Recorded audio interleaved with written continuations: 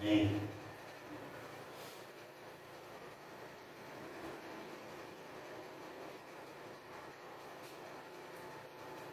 Antes de João, primeira de João. Amém. Aleluia. Glória a Deus. Amém. Diz assim: sabendo que não foi com coisas corruptíveis, como prata e ouro, que fostes resgatados da vossa vã maneira de viver, que por tradição recebeste de vossos pais, mas com precioso sangue, como de um cordeiro, sem defeito, sem mancha, o sangue de Cristo, o qual na verdade foi conhecido ainda antes da fundação do mundo, mas manifesto no fim dos tempos, por amor de vós. Amém. Podeis assentar em nome do Senhor. Já oramos pedindo a Deus a bênção sobre os ofertantes, os dizimistas, e a bênção sobre a sua palavra. Amém. Glória a Deus. Eu sempre falo com Deus. Eu me lembro quando Moisés estava irado com o povo, porque o povo ficava oprimindo Moisés. Tudo era queixa, reclamações. Ah, está faltando água, está faltando comida, está faltando sombra, o sol está quente demais, isso e aquilo. E agora, como que nós vamos fazer? Nós vamos morrer no deserto. Será que foi porque não tinha será porque não tinha sepulcros, lugar para nos enterrar no Egito, que Deus nos trouxe para morrer aqui no deserto? Então o povo estava angustiando o coração e a alma de Moisés. E Moisés irado, né? Deus havia falado com ele, para ele falar a rocha, né? Para que a rocha vertesse água, para que aquele povo pudesse beber. Deus estava preocupado com aquela geração. Aquela geração saiu do Egito porque Deus amou aquele povo. E Deus tirou aquele povo com mão forte e poderosa, com grandes prodígios no Egito. Foi feito o filme, né, dos 10 mandamentos, e muitos, né, conhecem a história da libertação do povo de Israel do Egito, mesmo não lendo a Bíblia. Então Moisés estava muito angustiado, porque aquele povo não cria. Eles viram todas aquelas maravilhas do Egito e o seu coração endurecido. Eles viam o cuidado de Deus para com eles, né? Fazendo com que, levantando uma grande nuvem durante o dia, para que eles pudessem andar debaixo da sombra. Né? E quando à noite o deserto é muito escuro, então a chama de Deus estava ali, aquela coluna de fogo guiando aquele povo, e mesmo assim aquele povo era reclamava, né? E como é triste viver ao lado de pessoas que só ficam reclamando, irmã Lisete, não sabe agradecer a Deus, não sabe dar graças a Deus, é só reclamar, não olha para baixo, aqueles que estão numa situação pior, só olha para aqueles que estão numa situação financeira maior, né? Então só sabe reclamar. Ah, se o Senhor é meu Deus, por que está me faltando isso? Se o Senhor, por que está faltando aquilo? E assim era aquela geração, aquela nação que saiu do Egito. Então Moisés, angustiado, né? ele não atentou para a palavra de Deus que dizia para falar a rocha. E a Bíblia diz que ele feriu a rocha 2 vezes. 2 vezes ele feriu a rocha. E sabe de uma coisa? Moisés não fez conforme a palavra de Deus, mas aquela rocha não deixou de verter água por causa da necessidade daquele povo. Às vezes, amados, muitos pregadores não estão em condição de pregar, mas Deus, por amor às almas que estão ouvindo, Ele abençoa, Ele alimenta. Os caminhos de Deus nós não entendemos, nós não podemos entender os caminhos de Deus, eles são mais altos que os nossos caminhos. os pensamentos de Deus mais altos que os nossos pensamentos. Então, por amor àquelas almas, Deus fez verter a água da rocha. Mas nada fica ileso diante de Deus. Depois que todos estavam saciados, todos estavam alegres, todos glorificavam a Deus, Deus chamou Moisés. Moisés, vem cá. Eu mandei você ferir a rocha. Eu mandei você falar a rocha. E você a feriu. Agora, Moisés, você não vai entrar na terra de Canaã. Agora imagina o susto de Moisés. Ser chamado por Deus, ser escolhido por Deus, para tirar uma nação do Egito. Eram 603.000 homens, 603.500 homens de pé, sem contar mulheres e crianças. Jogamos isso multiplicando para 3, 4, 5, aproximadamente 3 milhões de pessoas. Um homem guiando, um homem conduzindo 3 milhões de pessoas. A alegria de Moisés de ver Deus operando através de si. Oh, amados, né, pastor não tem maior alegria para um pregador é ver Deus operando através da sua vida. Não tem maior alegria para qualquer servo de Deus que ama a obra de Deus, contemplar Deus agindo através da sua vida, né? E Moisés tinha essa alegria, e Moisés ansiava para o dia que ele pudesse entrar na terra de Canaã, levando todo aquele povo, levando homens, mulheres e crianças, né? Todos aqueles que ele amou, que ele pegou aquela responsabilidade de tirar do Egito, ele queria conduzir até Canaã, mas de repente Deus falou: não, você não vai entrar, porque você não me santificou diante da nação de Israel, diante do povo de Israel. E Moisés conhece bem o Deus a qual ele servia. Ele sabe muito bem que a palavra do Senhor é sim, sim e não, não. E Deus não é mentiroso, né? Mas ele sabia que Deus também é misericordioso. E sabe o que ele fez? Ele começou a orar. Ele falou: ô Senhor, me deixa entrar. E ele pediu uma vez, e ele pediu 2 vezes, quando de repente Deus falou: basta, não me fale mais nisto. Opa, agora Moisés assustou. Ele sabe, quando Deus fala não, é não. E Deus agora falou: basta, não me fale mais nisto. Né? É como uma criança que está pedindo algo ao seu pai ou à sua mãe: ô pai ou mãe, me dá esse doce, me dá isso, me dá aquilo, e o pai vai ouvindo, a mãe vai ouvindo, mas de repente fala com a criança: ó, não me fale mais disso, acabou, não me fale mais disso. Pronto, a criança assusta e não fala, sabe que vai apanhar.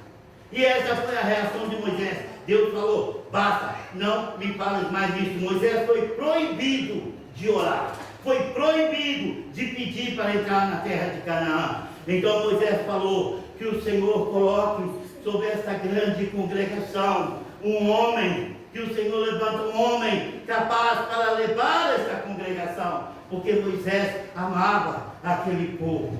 Aleluia, glória a Deus.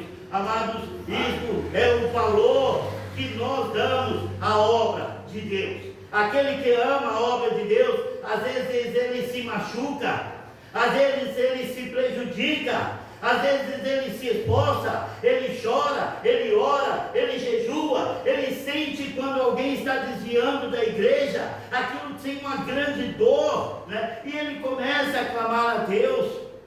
Sabe o que é isso, amado? É valorizar a obra de Deus. Moisés valorizava aquela geração, aquela congregação. Moisés amava cada um daquelas pessoas, né? Eu não vou dizer que Moisés conhecia um por nome, porque isso é impossível, 3 milhões de pessoas. Mas todos que chegavam a Moisés, ele abraçava as crianças, os homens, ele buscava saber qual era o problema, a dificuldade de cada um. A Bíblia diz que ele ficava o dia inteiro julgando o povo de Israel.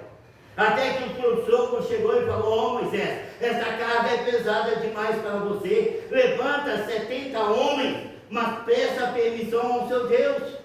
Não mandou ele fazer, não, ore a Deus e com a permissão do seu Deus, pede para que seja erguido, né? Levanta 70 homens para te ajudar, porque você está cansando a si mesmo e ao povo. Imagina, às vezes 2.000, 3.000 pessoas todo dia ficava na fila lá para conversar com Moisés, e o tempo não dava, e aquilo cansava Moisés e cansava também o povo. Não é isso o problema que nós enfrentamos quando nós vamos no caixa de um banco e tem uma caixa só, né? E às vezes 30, 40 pessoas na nossa frente, e você começa a falar, eu não vou sair daqui menos de 2, 3 horas. Amados, mas eles esperavam dias para conseguir falar com Moisés. Hoje não conseguiu, voltava amanhã, voltava depois da manhã, até ver os seus problemas. Mas Moisés amava aquela geração. Aleluia. Glória a Deus. Nós lemos, amados, né, que em 1 de Pedro, no capítulo 1, versículo 18, que nós, sabendo que não foi com coisas corruptíveis, como prata e ouro, que fostes resgatados da vossa vã maneira de viver. Amados, nós estamos aqui, não é por prata, não é por ouro, nós estamos aqui porque um sangue foi derramado, né? O sangue do Todo-Poderoso. A Bíblia diz que o Verbo se fez carne, o sangue do Rei da Glória. A Bíblia diz em Atos 20, no versículo 28, que nós fomos comprados com o sangue de Deus, com o sangue de Deus, mas Deus é Espírito. Por isso houve a necessidade do nosso Deus, o Todo-Poderoso, tomar a forma de um homem. É porque sem derramamento de sangue não há remissão, não há perdão de pecado sem derramamento de sangue. O povo de Israel tinha que todo dia oferecer touros, oferecer carneiros, oferecer aves, né? Porque não há perdão de pecado sem derramamento de sangue. Quando Adão e Eva pecou no Éden, né? E eles viram que estava nus, o que Deus fez? Quando viu aquela situação, o que Deus teve que fazer? Teve que matar um animal ou dois para fazer vestes para Adão e Eva, para cobrir os seus pecados, né? A maldade que estava agora no seu coração, né? Porque antes eles eram ingênuos, eles andavam nus e não sabiam que estavam nus, né? É como uma criança de 1 ano, se colocar na peladinha aqui, ela anda para lá, ela anda para cá, uma vez ela não está nem aí. Pode chegar o presidente da república, pode chegar quem for, do jeito que ela está. Assim era Adão e Eva no Éden. Mas quando Deus chegou, eles correram. Deus perguntou por quê, né? Onde estás? O que Adão falou? Quando vimos a tua voz, fugimos, porque vimos que estávamos nus.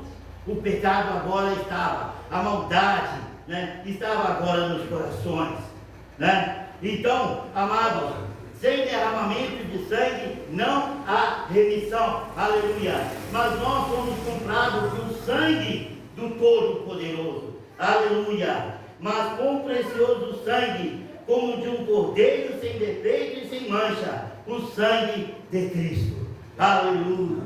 Glória a Deus. Quinta-feira eu estava em Vicas ministrando, eu estava falando com a graça de Deus que a salvação, ela não é de graça. As pessoas pensam que a salvação é de graça. Mentira, não é. A salvação é pela graça. É diferente, é pela graça de Deus. Por quê? Porque os nossos recursos não bastariam para nós adquirirmos a nossa salvação. Jesus falou que é impossível o homem ser salvo, ninguém vai ser salvo. A Bíblia diz que todos pecaram e destituídos estão da glória de Deus. Irmão, se você pensa que você é salvo, é mentira. O diabo está te enganando na sua mente, você não está percebendo. Mas Deus é misericórdia, exatamente. Foi a misericórdia de Deus que levou ele a fazer o que nós não podemos fazer. Nós não podemos salvar a nós mesmos. Então ele veio nos salvar. Aleluia. Glória a Deus. Então ele se entregou por nós. Às vezes a pessoa pensa que Jesus somente foi crucificado por nós. Não, irmãos. Isso é só uma parte da história. Quando Jesus foi preso no dia anterior, ele foi entregue a uma corte de soldados, 600 soldados, né? 600 soldados para escarnecer do nosso Deus. 600 soldados que batiam nele para lá, para cá, chutava, pegou uma coroa de espinho, colocou nele, amarrou ele, pegava aqueles azorragues com garras e batia nele, e a Bíblia diz que ele foi rasgado, né? Ele foi rasgado, o sangue corria de alto a baixo. Nessa situação, agora você acha que foi por 2 minutos, por 3 minutos, por 1 hora? Amado, Jesus apanhou a noite inteira. A noite inteira os soldados batendo nele. A noite inteira os soldados cuspindo nele. A noite inteira fazendo coisas que a Bíblia nem relata. Mas como Jesus se manifestou em carne, ele se manifestou como homem. O Verbo se fez carne. Ele se manifestou com as nossas fraquezas, com as nossas necessidades. Ele não simplesmente apareceu e começou a pregar, não. Ele nasceu como uma criança. Ele nasceu, aí pode falar, o Todo-Poderoso poderia nascer num palácio. Ele poderia nascer num palácio. Mas a Bíblia diz que o Todo-Poderoso, escolheu um casal de pobresíssimos, e foi dado a Jesus nascer numa manjedoura.